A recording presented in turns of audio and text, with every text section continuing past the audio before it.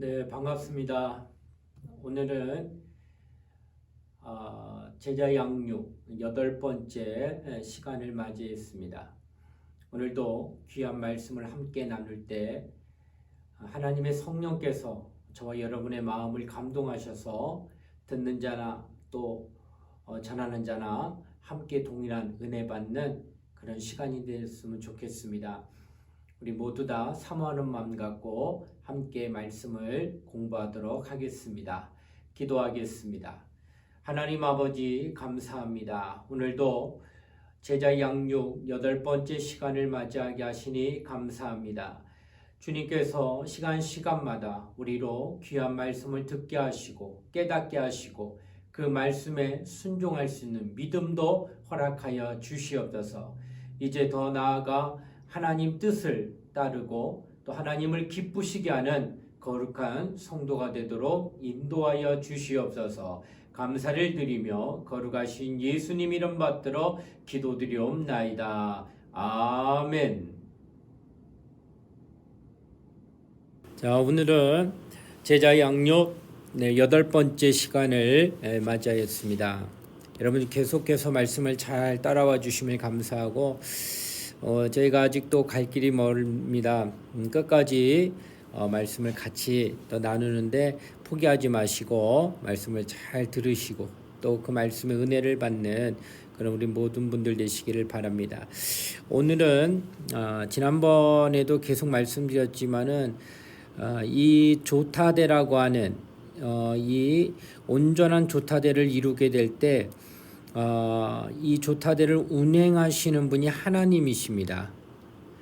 그러니까 이 조타대만 온전하게 만들어지면 하나님께서 우리의 인생의 배를 인도하실 것입니다.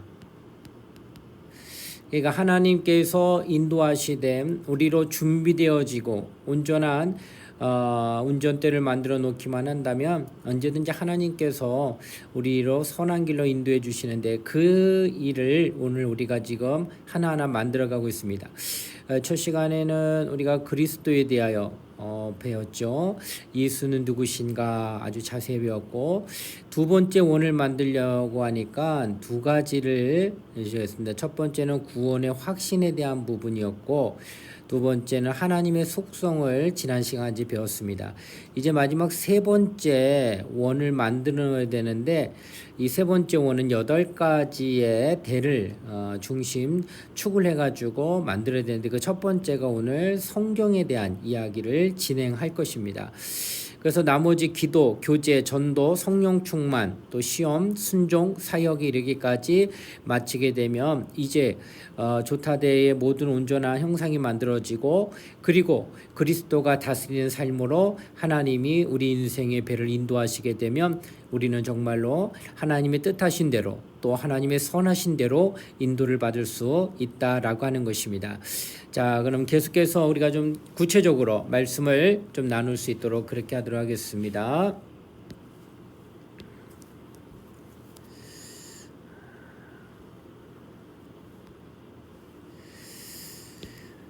자, 오늘 읽을 것은 바로 성경이고 이 성경은 하나님의 말씀이다라고 하는 것을 이제 전제하고 말씀을 보게 될 것입니다.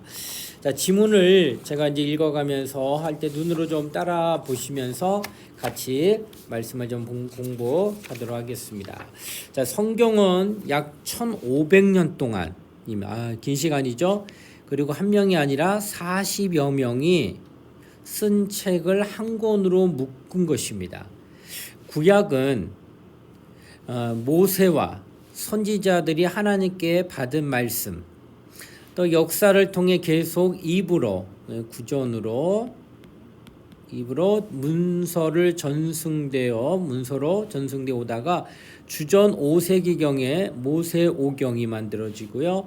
주전 2세기경에 선지서와 문학서가 각각 정경으로 확정이 됩니다.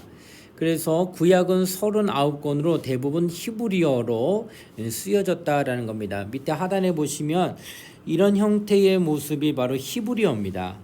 그래서 구약은 히브리어로 기록이 되어 있고 또 1500년 동안 40여 명의 기자들이 써내려왔던 것입니다. 오랜 시간 말씀을 기록해서 내려왔다라고 하는 것을 볼 수가 있다는 겁니다.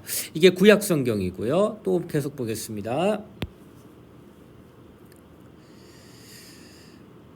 자, 신약 성경은 하나님의 감동입니다. 감동을 받은 사도들의 기록과 서신을 모은 것입니다. 초기에는 내용이 구전되었습니다. 그리고 사도들이나 그 계승자들이 살아있어서 지금처럼 확정되지 않은 채 있다가 주후 4세기경에 지금의 성경이 정경으로 채택이 됐습니다. 교회의 권위라 채택한 것이 아니라 처음부터 성경으로 사용하였던 것을 공식적으로 인정한 것입니다.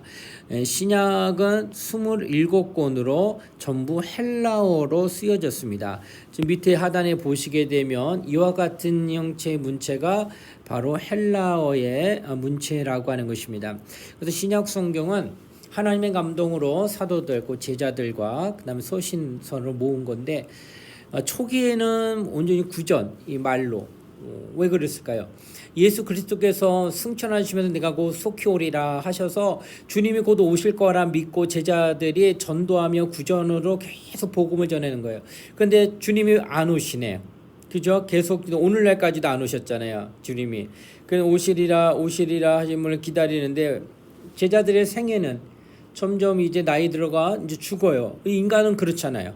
그러다 보니까 본인들이 주님으로부터 3년 동안 공생의 기간 동안 함께 먹고 자고 하면서 말씀을 들었고 이적과 표적과 기사를 보았고 모든 예수님이 행하신 것들을 다 보았는데 본인들은 알지만 자신들이 죽고 나면 이 모든 것들이 사장될 수 있다고 하는 거예요. 그래서 이렇게 기록되어지는 복음서로부터 시작한 마태, 마가, 누가, 공간복음은 예수님이 승천하시고 난 뒤에 대략 40년 후에 기록이 시작됐다는 거예요. 계속 먼저 구전으로 얘기만 하다가 이렇게 전하고 이런 일이 있었다 저런 일이 있었다 하나님 이런 말씀하셨다라고 말을 전하다가 이제 나이 들어 그들도 이제 생을 떠나는 가운데 40년 정도 됐을 때 이제 기록에 남겨야겠다 하여 쓰기 시작했다라는 것입니다. 이렇게 돼서 글이 나오기 시작한 것이 가장 먼저 쓴 게 마가복음부터 시작해가지고 마태, 마가, 누가, 요한 이렇게 사복음서, 사도행전, 이제 로마서 이렇게 넘어가게 되는 겁니다. 이렇게 성경은 계속 지금 전해져 내려오고 있다라는 겁니다. 놀라운 것은 여러분 제가 성경을 보면서 공간복음 같은 경우는 한 사건을 저자에 따라서 다른 각도로 봅니다. 이건 뭘 얘기하느냐? 그 첫 번째 그것은 카피본이 아니다.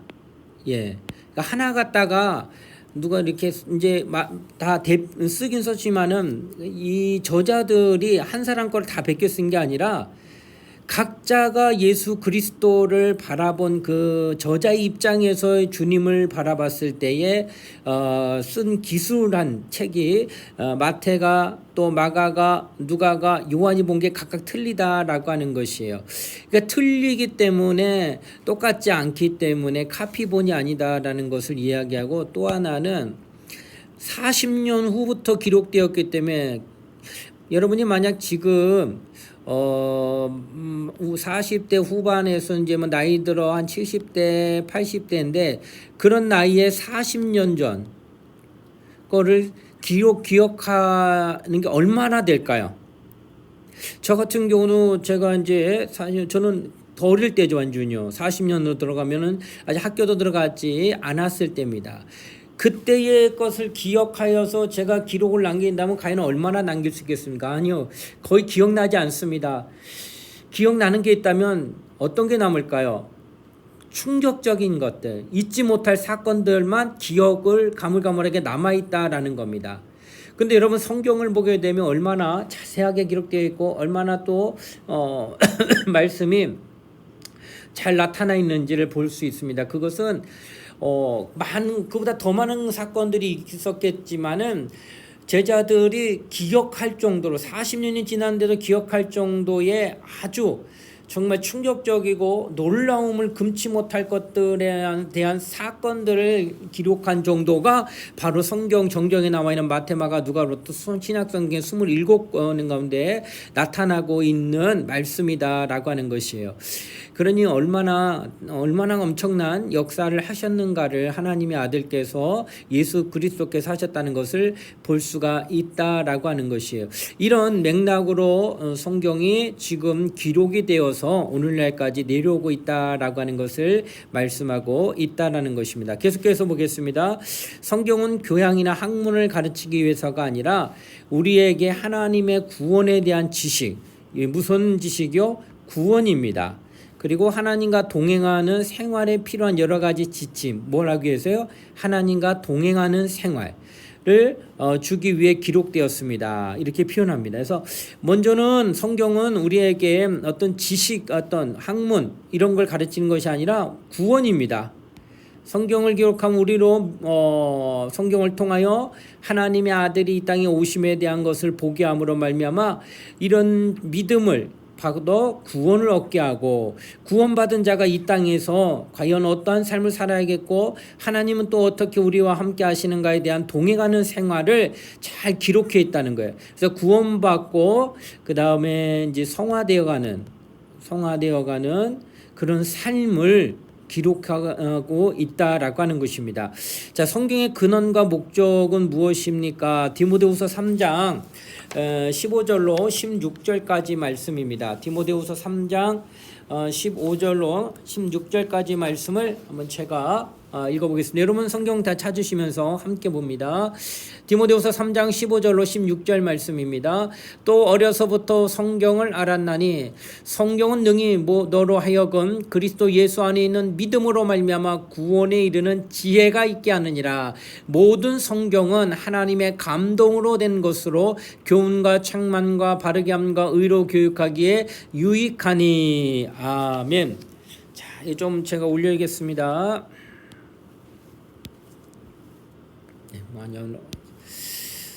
자, 여기 보게 되면 디모데후서 3장 15절 16절 보니까 근원 그리고 목적 나와 있습니다. 근원은 뭘까요? 성경 근원은 바로 하나님의 감동이라고 합니다. 하나님의 감동으로. 그러니까 사람을 감동시킨 거예요. 감동하여서 기록을 남겼는데 그 감동시키신 분이 누구냐? 하나님이시라는 거예요.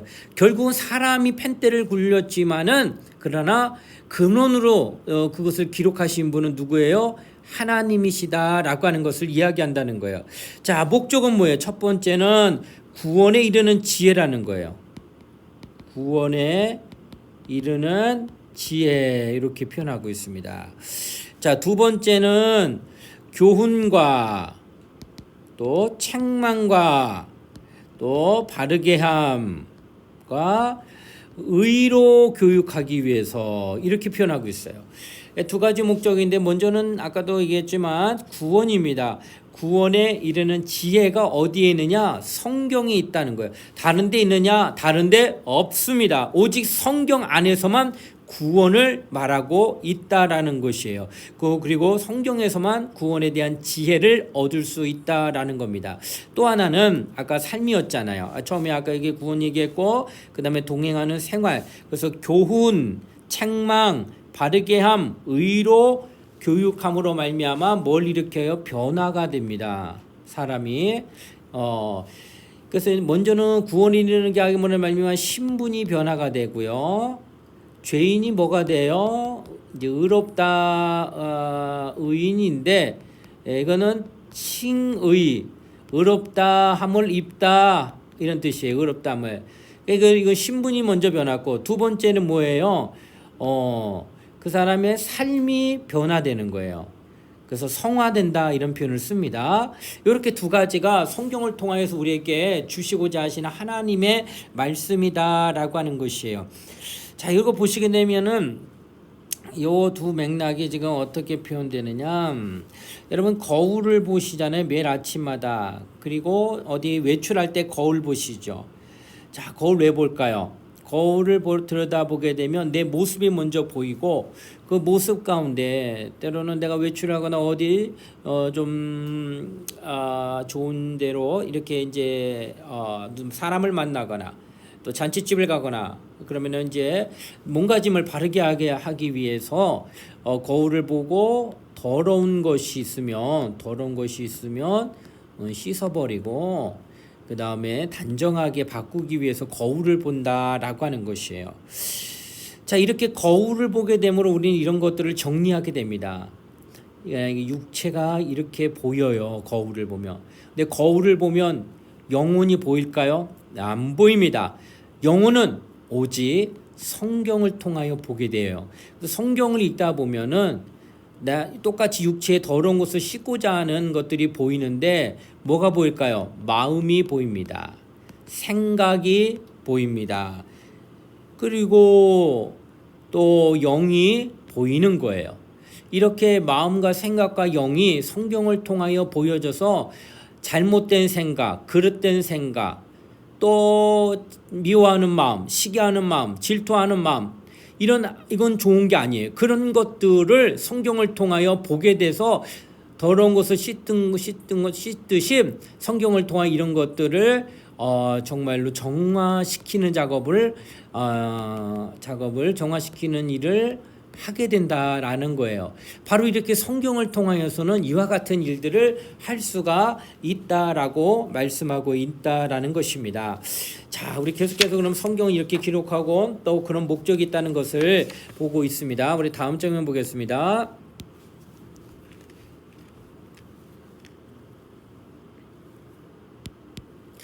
자, 성경 전체 중심 인물은 누구입니까? 아주 중요합니다. 요한복음 5장 39절 한번 보실까요? 요한복음 5장 39절. 요한복음 5장 39절입니다. 네. 요한복음 5장 39절. 제가 한번 읽어보겠습니다. 너희가 성경에서 영생을 얻는 줄 생각하고 성경을 연구하거니와 이 성경이 곧 내게 대하여 증언하는 것이니라. 아멘. 자, 여기 네 개라고 되겠습니다. 네게 대하여 증언하는 것이다. 여기 네 개는 누굴까요? 네, 여기는 예수 그리스도를 얘기합니다. 결국은 성경 전체의 중심 인물, 많은 인물이 나옵니다. 성경에. 여러분 성경의 단어 수만 몇 개인지 아세요? 7만 단어입니다. 7만 단어. 어마어마하죠? 유명한 문호 작가로는 셰익스피어가 있는데 그 사람이 쓴 단어가 평생 3만 단어입니다. 그러니까 성경은 그 대문호라고 하는 셰익스피어보다도 약 2배 이상의 단어를 사용하여 기록했습니다. 그리고 얼마나 많은 인물이 나오는지 이를 헤아릴 수가 없습니다. 그러나 그 많은 내용과 인물이 있다 할지라도 가장 중심 인물을 꼽아야 됩니다. 누구일까요? 바로 예수 그리스도예요.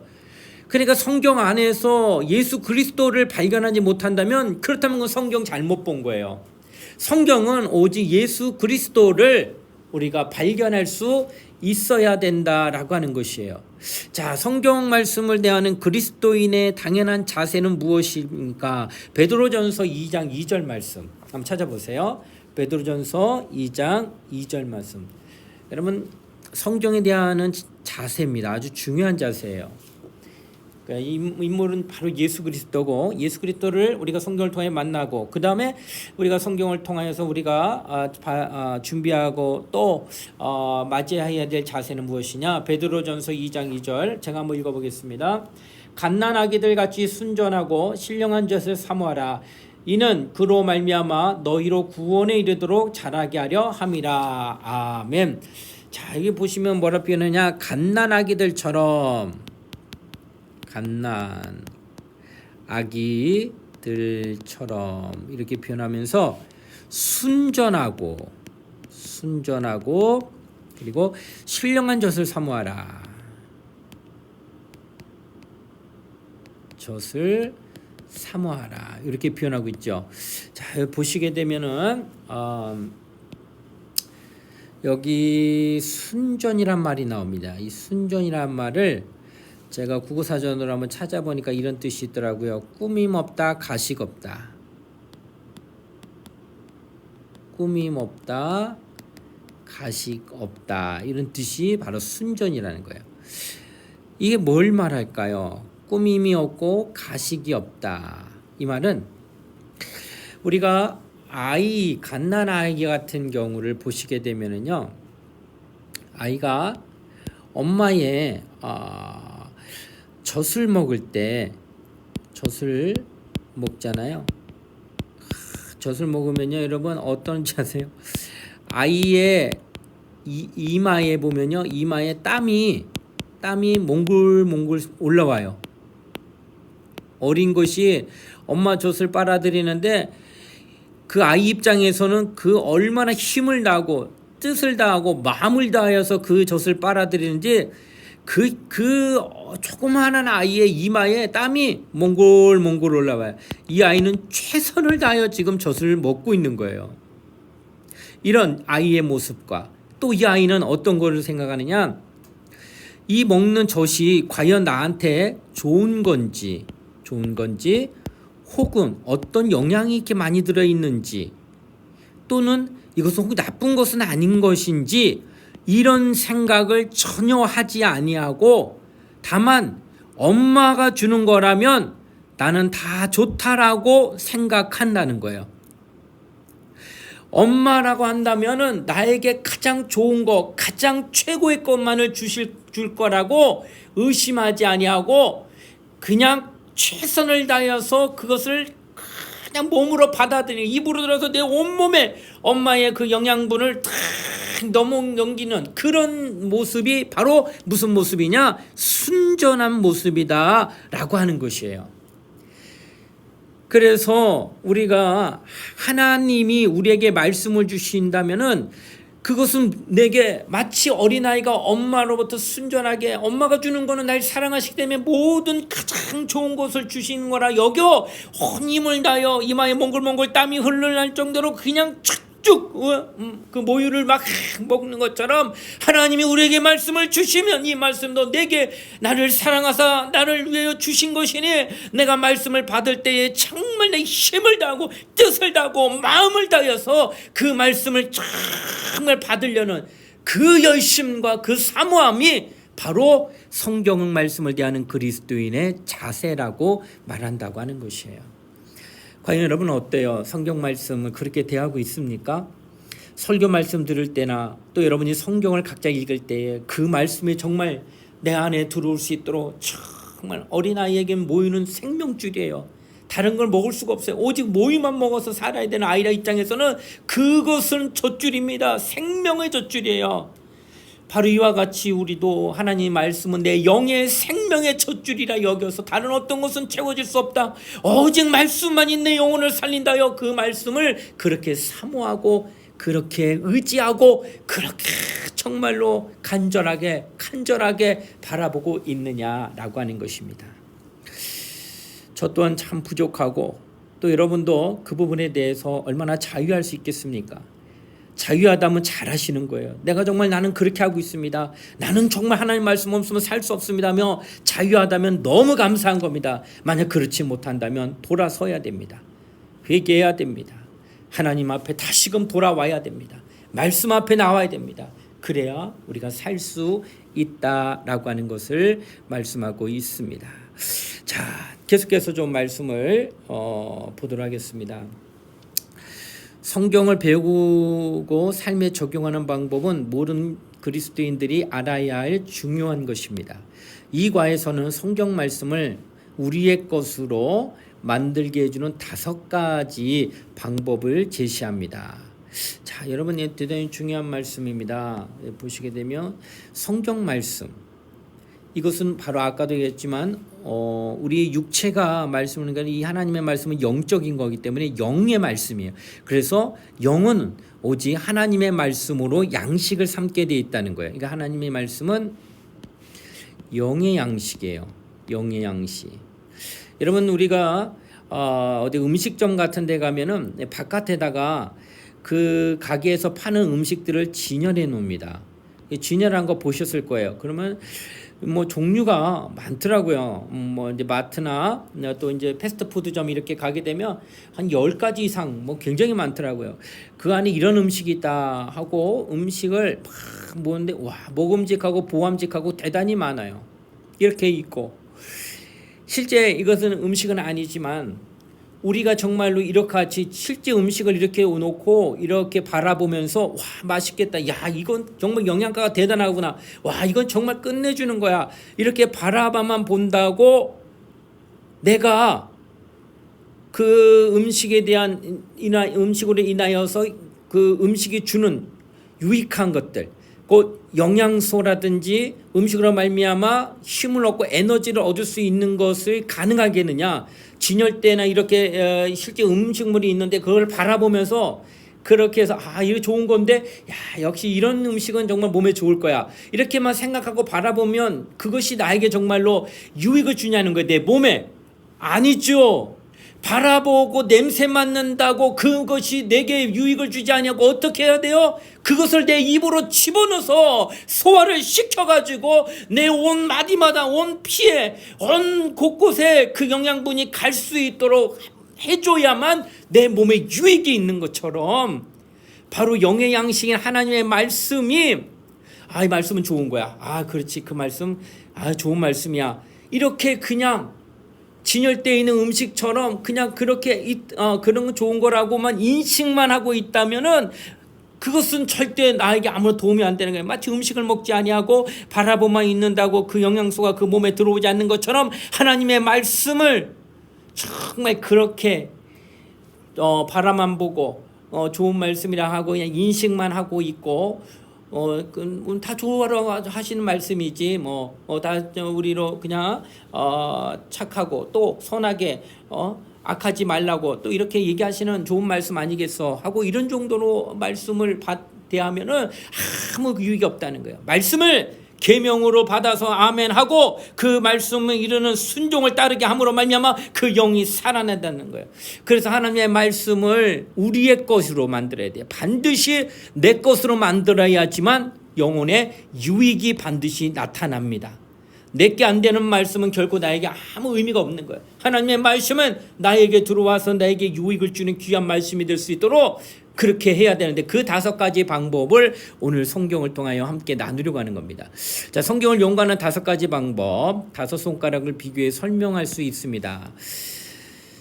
자, 우리가 성경책을 한 손가락으로 성경책을 만약에 잡는다. 이게 잡혀질까요? 한두 손가락으로?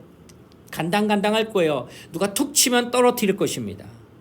그러나 손가락을 다 사용한다면, 그렇다면 안정감이 있죠. 꽉 잡을 수 있습니다. 이것이 영적으로도 마찬가지입니다. 만일 성경 말씀을 암송, 연구, 읽고, 듣고, 묵상한다면 5가지입니다. 성경을 확실하게 이해하고 삶의 적용이 가능하게 됩니다. 책을 잘 붙잡으려면 엄지손가락과 다른 손가락들의 힘의 균형이라는 것이 있어요. 그러니까 잡기는 잡았는데 골고루 힘을 정말 분배 잘해서 균형 있게 잡으면은 절대 하는데 잡긴 잡았어요. 근데 2손가락 힘만 들어가고 나머지 힘이 다 빠져 있으면 이거는 뭐 흔들흔들 돼가지고 전혀 안정감이 없기 때문에 툭 치면 떨어질 수밖에 없다라는 거예요. 그래서 말씀을 잘 이해하려면 바로 이 5가지 말씀 묵상, 말씀을 듣고 읽고 연구하는 거 이런 것들이 조화를 반드시 이뤄야 된다는 거예요. 암송까지. 이렇게 되면은 분명히 뭔가 달라진다는 거예요. 자, 계속해서 볼게요. 자, 지금 보신 게 되면은 이제 아까도 말씀드린 5손가락 듣기, 읽기, 그다음에 연구, 암송, 묵상 이렇게 5가지예요. 그러니까 여기 로마서 10장 17절, 계시록 1장 3절, 사도행전 17장 11절, 시편 119편 9절 11절, 그리고 시편 1편 2절에서 3절 말씀을 한번 찾아보셔가지고 읽으면 듣기, 읽기, 연구, 암송, 묵상에 대한 근거되는 말씀이 나타나고 있다라고 하는 것입니다. 자, 그래서 오늘은 여기 보시게 되면 첫 번째 듣기에 대한 겁니다. 자, 로마서 10장 17절인데 여기 나와 있습니다. 그러므로 믿음은 들음에서 나며 들음은 그리스도의 말씀으로 말미암았느니라. 아멘. 자, 여기 좀 보시면은 믿음은 어디서 나온다고요? 들음입니다. 반드시 들음. 그리고 그 들음은 어디서 출발한 걸 듣는 거예요? 그리스도의 말씀으로 말미암은 것을 들은 거예요. 그러니까 반드시 믿음이 나오려면은 믿음은 보고 나오는 게 아니에요. 내가 보아야지만 믿는다. 정말 안타깝습니다. 도마 기억나세요? 예수 부활하셨다는데 내가 그 손에 못 잡고가 그 창자국에 손을 넣지 아니하고는 내가 믿지 못하겠노라. 이거 도마가 보고 믿겠다는 거예요. 이거는 예수를 십자가에 못 찔렀던 창으로 또 한 번 더 찔르고 찔렀던 못으로 또 한 번 찔린 못으로 박는 것과 똑같다는 거예요. 그러니까 보고 믿는 게 아니라 어떻게 하는 거예요? 우리는 들음으로 믿는다라고 하는 것이에요. 근데 그 누구의 말씀, 누구의 음성을 듣느냐? 그리스도의 말씀, 그리스도의 말씀을 들음으로 우리가 믿음이라는 것을 갖게 된다라고 하는 것입니다. 자, 우리 계속해서 좀 보겠습니다. 네. 자, 어떤 마음이 하나님 말씀을 잘 듣고 실행할 수 있게 할 수 있는가? 어떤 말씀이, 어떤 마음이 누가복음 8장 15절입니다. 누가복음 8장 15절. 야, 누가복음 8장 15절 말씀 다 찾으셨나요? 네. 누가복음 8장 15절 말씀을 보시겠습니다. 자, 누가복음 8장 15절 제가 읽겠습니다. 좋은 땅에 있다는 것은 착하고 좋은 마음으로 말씀을 듣고 지키어 인내로 결실하는 자니라. 아멘. 자, 여기 보시게 되면 좋은 땅이라고 표현되어 있고 그것은 바로 착하고 또 좋은 마음 이렇게 표현하고 있어요. 착하고 좋은 마음. 무슨 땅이? 좋은 땅이. 그러니까 좋은 마음은 바로 이 착하고 좋은 마음 이게 이런 것을 표현하고 있는데 자 여기 이제 거기에 보니까 뭐라고 표현했냐면 자 이 좋은 마음이라는 것이 과연 어떤 마음일까 이러면 많이 헷갈립니다. 먼저 여기 보면 착하고 좋은 마음, 또 빈틈없는 신중한 마음, 그리고 열려 있으나 냉담한 마음, 그리고 논리적이고 탐구하는 마음. 이런 것은 왜 필요하느냐? 치우치지 않기 위해서입니다. 우리가 말씀을 보게 되면은 아까도 말씀드렸죠. 5가지 손가락이 뭘 말해? 조화와 균형이라는 걸 반드시 이루어야 된다는 거예요. 그러니까 우리가 하나님의 말씀을 봤을 때에 요게 깨지게 되면은 뭐가 될까요? 균형을 잃고 또 조화가 되지 않아서 이렇게 건강한 말씀, 그러니까 건강한 영적 생활을 하지 못해요. 그러니까 치우침으로 말미암아 한쪽은 발달되는데 한쪽은 완전히 저기가 돼요. 그래서 우리가 말씀을 들을 때 치우치지 않기 위해서 신중하게 말씀을 받고 또 연료는 있지만 냉담한 마음이라는 것은 구분하고 또 구별할 수 있는 마음도 가져야 된다는 거예요.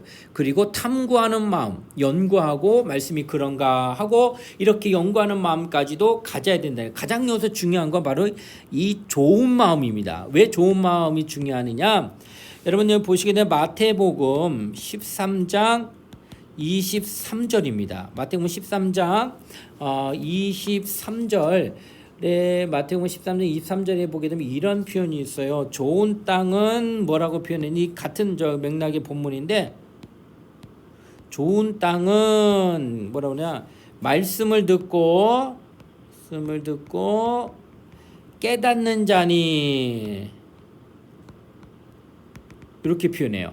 그러니까 좋은 땅이라는 건 아까 여기 말한 착하고 좋은 마음인데 여기서는 마태복음은 뭐라 말하느냐? 말씀을 듣고 뭐하는 마음? 깨닫는 자, 깨닫는 마음. 그러니까 하나님의 말씀을 깨닫는 것이 좋은 마음이다. 그러니까 여기서 뭐 착하고 좋은 마음 하니까 법 없이도 살 사람 이렇게 해가지고 남에게 피해를 안 주고 그냥 조용조용히 하고 남에게 어떤 어려움 안 주고 자기 혼자만 그냥 나 이렇게 조용조용하면서도 또 부드러운 이런 사람을 좋은 마음을 가진 자 이렇게 표현하지만 성경은 그게 아니라 말씀을 듣고 깨닫는 자가 좋은 마음이다. 이렇게 표현한다는 거예요. 그러니까 지금 우리가 말씀을 조화와 균형을 이루는데 가장 중요한 것은 말씀을 깨닫는 겁니다. 하나님의 말씀을 깨닫는 심령. 그래서 그 말씀을 깨닫는 것이 가장 우리에게 중요한 말씀으로 다가오고 있다라고 하는 것입니다. 우리가 정말 하나님의 말씀을 깨닫지 못한다면은 절대로 은혜 못 받습니다. 하나님의 말씀을 깨달아야 돼요. 근데 이것이 내 이성으로 가능할까? 이성으로도 우리가 말씀을 알아갈 수는 있습니다. 그러나 신령한 것은 절대로 이성으로는 알 수가 없어요. 신령한 거. 다리 말하면 영적인 거. 이거는 이성으로 깨닫지 못합니다. 이것은 하나님이 깨닫게 해줘야 되는데 그 깨닫는 분을 이 땅에 보내셨는데 그분이 누구냐? 성령 하나님입니다. 그래서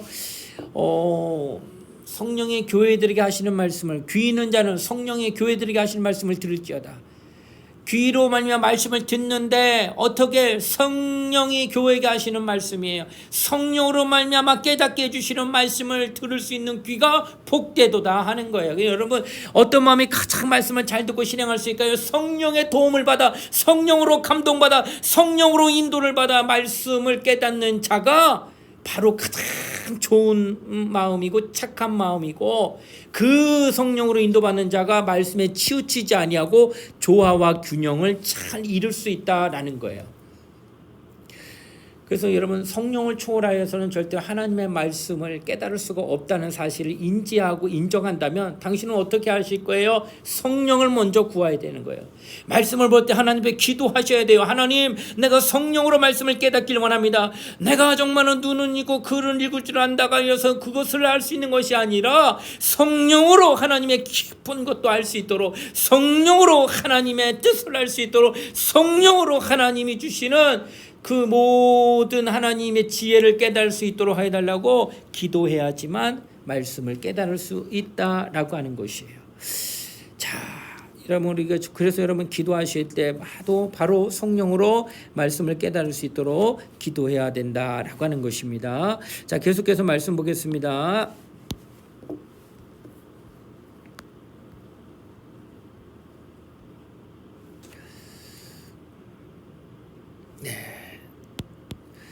데살로니가전서 2장 13절과 사도행전 17장 11절은 설교를 듣는 태도입니다.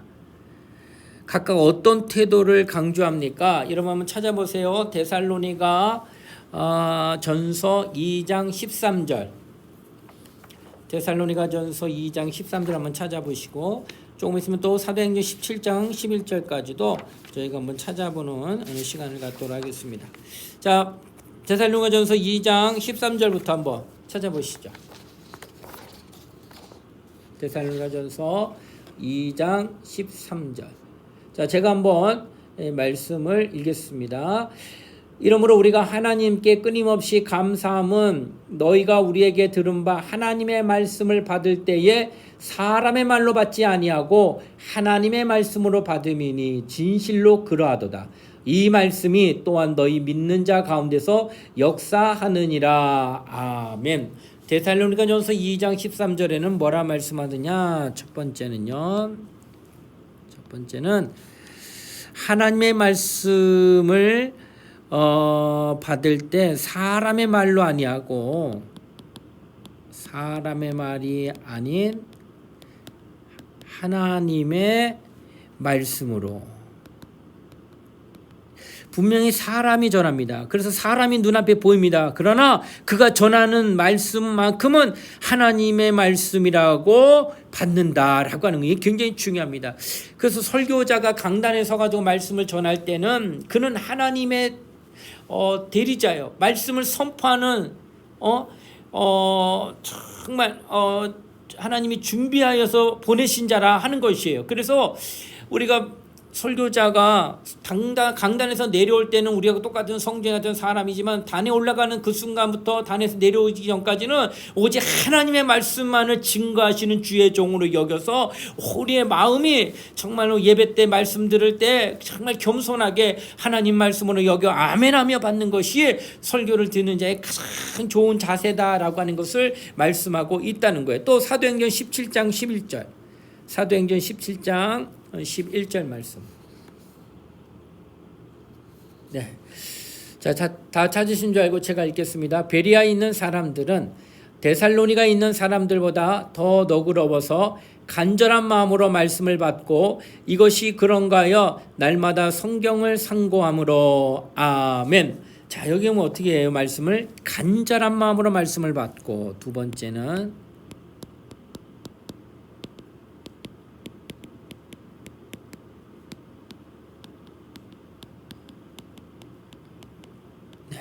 간절한 마음으로 말씀을 받고라고 말씀하고 있어요. 자, 그리고 또 뭐예요? 그 뒤 후반절에 보니까 17장 11절에 보면 이렇게 말합니다. 이것이 그런가 하여 날마다 성경을 상고한다. 성경을 상고한다. 그러니까 성경을 늘 가까이 하고 있다는 거예요. 상고한다는 거. 그러니까 먼저는 말씀을 간절한 마음으로 말씀을 받는다. 여러분, 이렇게 우리가 설교자에 들려주고 있는 하나님의 말씀을, 설교자를 통해 우리에게 주시는 귀한 말씀을 하나님의 말씀으로 받으면서 그 말씀을 받는 자가 마음이 어때야 되냐? 간절한 마음이어야 된다는 거예요. 그래서 여러분, 이게 대단합니다. 이게 간절함. 이 간절함이 어떻게 표현될까요? 제가 예전에도 한번 그 제비 새끼가 있어요. 제비 새끼가 있는데 한 5마리가 둥지 안에 있어요. 그러니까 어미가 이 둥지로 이제 벌레들이라든지 먹을 거를 이제 밖에 잠깐 날아가서 잡아서 오면은 제비 새끼 5마리 태어난 지 얼마 안 되고 눈도 잘 안 보이는데 둥지에서 소리 지릅니다. 배가 고파가지고. 그런데 이제 어미 제비가 와가지고 먹잇감을 넣어주는데 누구에게 주는가 봤더니 이거 짐승이에요. 이거 지금 제비가. 근데 누구에게 들어가나 봤더니 입을 가장 크게 벌린 제비 새끼. 여러분, 어떻게 하자고요? 입을 가장 크게 벌린 놈한테 먹잇감을 가장 먼저 주더라는 거예요. 입을 가장 크게 벌린 놈은 뭐한 놈이요? 가장 뭐한 놈이요? 배고픈 놈이요. 가장 배고픈 놈이기 때문에 가장 간절한 놈이에요. 그러니까 제비도 그것을 알아서 다른 것들보다 얘가 가장 적이구나. 그래, 너한테 먼저 주마 하고 입에다가 먹을 것을 넣어 주더라는 거예요. 하나님 앞에 나와 예배하는 자들이 얼마나 많습니까? 우리도 예배드릴 때 수많은 군중이 함께 예배드립니다. 그런데 똑같은 말씀을 전했는데 누구는 은혜를 받고 누구는 은혜 못 받는 까닭은 어디 있느냐? 첫 번째, 그 말씀이 사람의 말이 아니라 하나님의 말씀이라 믿는 자요. 두 번째, 간절한 마음으로 말씀을 사모하고 있느냐가 관건이라는 거예요. 내가 왜 은혜 못 받는지 여러분 잘 아셔야 됩니다. 교회는 나오는데 왜 내가 은혜 못 받고 냉랭해지는지 잘 아셔야 됩니다. 정말 여러분이 하나님의 말씀을 그렇게 사람의 말이 아니라 하나님의 말씀처럼 목사님을 통하여, 그리고 그 목사님을 통해 주실 말씀을 간절한 마음으로 사모하는 마음으로 기다린다고 한다면은 정말 그에게 은혜의 말씀이 들어가게 되어 있다라고 하는 것이에요. 말 못하는 짐승도 이렇게 그 표정을 보고 그 모습을 보고 그에게 느껴지는 걸 통해서 가장 먼저 그에게 주는 것처럼 하나님도 영적으로 갈급하고 사모하는 마음 갖고 있고 말씀을 의지하는 자에게 그 은혜를 주시더라 라고 하는 것이에요. 그래서 여러분, 우리는 정말로 설교를 들을 때 이와 같은 자세가 얼마나 필요하다는 것을 깨닫고 하나님의 말씀을 받아야 된다라고 하는 것입니다. 그리스도인 대부분은 선포되는 말씀을 들어요, 지금도. 그러나 들은 말씀을 지키는 사람이 더 복이 있다라는 표현을 하고 있습니다. 들은 말씀을 기억하고 인용하는 성경 구절들과 설교 요점에 주의를 기울여야 합니다. 그러기 위해서 항상 설교 노트를 준비해 기록하는 습관을 들인 것이 참 좋다라고 하는 겁니다. 흘러 떠내려 보내지 않기 위해서입니다. 그러나 여러분 말씀을 적는 것도 대단히 중요하지만 그 시간에 내가 이 말씀을 절대로 받아야겠다 하여 마음판에 신비에 새기려는 의지를 가진다면 그것이 더 좋다라고 하는 거예요. 기록한 말씀을 다시금 쳐다보고 또 생각나게 하는 것도 잘하거니와 더 잘하는 것은 설교 시간에 정말로 집중하여 말씀에 은혜 받으며 아멘하며 자기 영혼의 그 말씀을 각인을 시키는 작업을 하는 자가 더 잘하는 분이다 라고 하는 것을 말하고 있다라고 하는 것입니다. 그래서 여러분 오늘 이렇게 우리가 말씀을 좀 듣고 그 말씀을 좀 깨달아야 됩니다. 여러분과 내가 정말 하나님의 말씀을 잘 듣고 그 말씀이 정말 우리에게 얼마나 귀한가를 정말 깨닫게 된다면은 우리는 정말 자세가 흐트러지지 아니하고 하나님 말씀에 온전히 나아갈 수 있다라고 하는 것을 말씀하고 있다라고 하는 것입니다. 이게 지금 저희가 공부하는데 좀 이렇게 훑어보내지만은 않고 조금 더 잘 또 조목조목 그리고 마치 아이가 이제 이유식을 하게 되면은 부모가 아이는 아직 이제 우유 먹고 또 모유 먹고 이유식하기에는 아직 거칠어요 음식 자체가. 그래서 부모가 입으로 잘근잘근 씹어요. 아주 그냥 아이가 먹을 때 불편 없이 하기 위해서 아주 잘근잘근 씹어가지고 이제 그것을 갖다가 입에서 넣어서 이렇게 넣어줘요. 아이가 이제 그때 이제 조금 거친 음식이죠. 모유하고 우유가 아니니까 이걸 먹기를 해서 이유식이라고 해서 먹기를 시작하는 것처럼 저도 여러분에게 말씀을 전할 때 그나마 그래도 더 훑어 지나가는 정도가 아니라 잘 말씀을 좀 나눠서 이렇게 증거하다 보니까 시간상으로 좀 많은 좀 어려움이 있습니다. 보통은 뭐 4-50분 안에 다 끝내고 싶은데 양도 좀 더 뒤로 갈수록 양이 방대해지고 많아지는 까닭에 그러지 못한다는 점 좀 아쉽고요. 그래서 오늘도 말씀을 조금 이렇게 나눠가지고 이 다음 시간으로 연결해서 나머지 또 4가지를 더 진행할 수 있도록 그렇게 하겠습니다. 오늘은 여기까지 말씀을 듣는 걸로 일단 마무리 짓고 다음 주에 또 말씀을 함께 공부하도록 하도록 하겠습니다. 이상으로 제자 양육 8번째 시간의 1부를 마쳤습니다. 나머지 공부는 다음 주에 또 연이어서 함께 공부하도록 하겠습니다. 기도하시겠습니다. 하나님 감사합니다. 오늘도 우리로 하나님의 말씀을 듣는 귀한 은혜의 시간 주심을 감사하고 우리에게 주신 하나님의 말씀을 우리는 성경이라 여겨 그 거룩한 말씀을 또 공부하게 하시니 감사합니다. 주신 말씀을 깨닫게 하셨으니 이제 그 말씀에 순종하는 믿음을 갖는 우리 모두가 되게 하여 주시옵소서. 감사를 드리며 거룩하신 예수님 이름 받들어 기도드리옵나이다. 아멘.